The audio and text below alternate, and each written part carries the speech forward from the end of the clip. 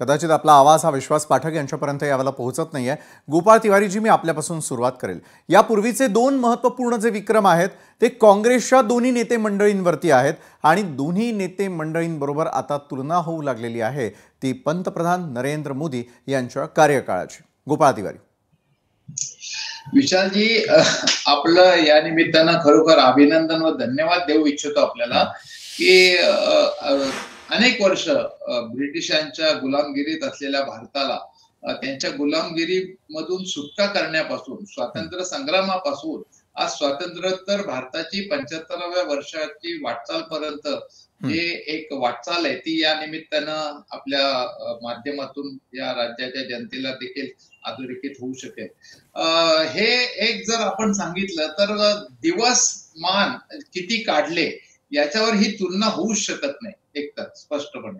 कारण पंडित नेहरूंच्या ताब्यात जेव्हा स्वातंत्र्य भारत आला तेव्हा स्वातंत्र्योत्तर भारताची लोकसंख्या होती 36 कोटी आणि साक्षरतेचं प्रमाण होतं 18%.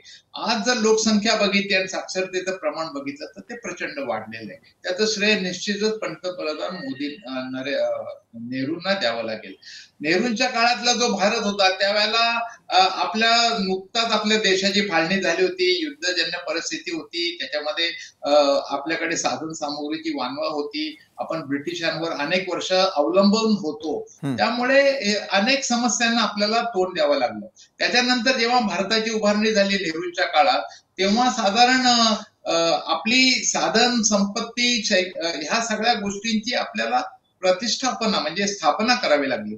पहिली मतदार यादी नोंद म्हणजे बाबासाहेब आंबेडकरांच्या संविधानाच्या वेळेला मधला जो काळ होता काळजीभाऊ सरकारचा, तो 47 ते 50, जेव्हा 1926-1950 ला भारत प्रजासत्ताक राष्ट्र झाला तेव्हापर्यंत जो त्या काळ होता त्यावेळेला मतदार यादी करणं हे करणं आणि मग 1952ला ज्या निवडणुका झाल्या काळजीभाऊ सरकारनंतर तेव्हा देखील पंडित नेहरूंचं एक विशेषता होती की त्यांनी श्यामाप्रसाद मुखर्जींसारखे विरोधकांना देखील काळजीभाऊ मंत्रिमंडळात घेतला होता आणि त्यांच्याच मान्यतेने त्यावेळेला काश्मीरचा प्रश्न युनेस्को मध्ये गेला होता.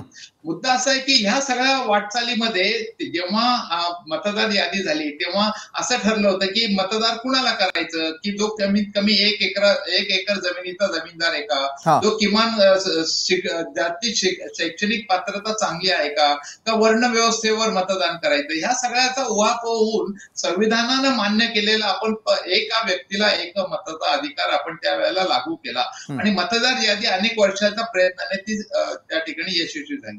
त्या ह्याच्यामध्ये पंडित नेहरूंच्या समोर ज्या वेळेला जे संकट होती म्हणजे आर्थिक पुनर्रचना करण्याची आणि संस्थात्मक विकास, प्रशासकीय आणि शैक्षणिक संस्था उभारल्या त्याचा प्रस्थापित करण्यापासूनच तो प्रयत्न होता. आंतरराष्ट्रीय स्तरावर आपण भारताचं आपलं स्वतंत्र राष्ट्र म्हणून ओळख जेव्हा झाली तेव्हा एक मुत्सद्देगिरीनं आपण तटस्थ राहिलो आणि त्यावेळेला नॉन अलाइनमेंट मुवमेंट नाम असं म्हणायचे त्याला, ती चळवळ पुढे आली. पंडित नेहरूंच्या काळात पंचवार्षिक योजनेचं प्लॅनिंग झालं त्याच्यामुळे पुढच्या अनेक संघ राज्यामध्ये राज्यांचे जे विकास झाले ते पंचवार्षिक योजनेमुळे झाले आणि प्लॅनिंग कमिशन, आपण घरात कुटुंबाचं व्यवस्थापन करायचं असेल तर आपण प्लॅनिंग करतो, त्याचे आराखडे बनवतो, पण हे सगळं त्या काळात झालं. भाभा अणुसंशोधन केंद्राची स्थापना झाली पंडित नेहरूंच्या काळात. IIT, IIM, भाकरा नांगल धरण.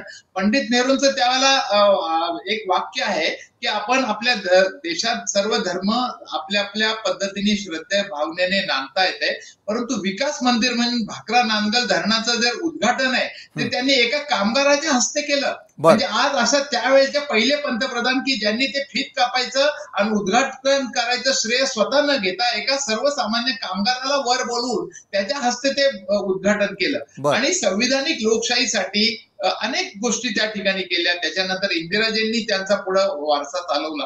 ह्या सगळ्या गोष्टीची जर तुलना झाली तर त्यावेळचा भारत, त्यावेळची आव्हानं आणि त्यावेळच्या साधन सामुग्रीतनं जे केलं तर खरोखर लोकशाही आणि संविधानाला अपेक्षित राज्यव्यवस्था जर कुणी दिली असेल, त्याची पायाभरणी जर कुणी केली असेल तर केवळ पंडित नेहरूंनी केली. कारण ते ब्रिटिशांच्या विरोधात त्यांना स्वातंत्र्याची किंमत माहिती होती. त्यांनी ब्रिटिशांच्या विरोधात सतत 11 वर्ष संघर्ष केली. 7 वेळा